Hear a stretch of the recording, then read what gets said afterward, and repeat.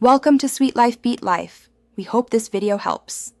You start by assessing each dread, tight core or loose loop, because the method differs. Use clips to isolate one section. Once contained, spray damp, not soaking, then apply conditioner to soften fibers. With scissors, remove only the frayed ends about 0.5 to 1 inch where tangles are worst. Next, insert the fine-tooth comb at the end and gently tease outward, short strokes, so you separate fibers without cutting integrity. Make sure to work one dread at a time to track progress. You now focus on the core. Hold the dread near the root to prevent stress, and with your fingers pick small strands, pulling them outward as you go.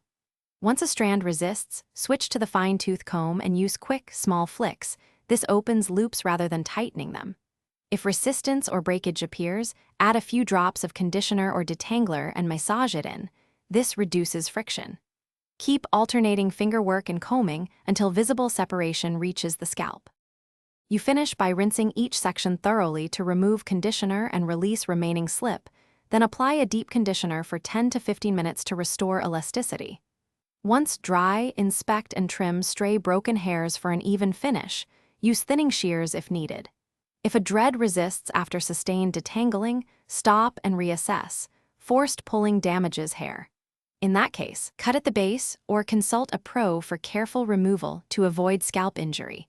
This prevents long. Thanks for watching.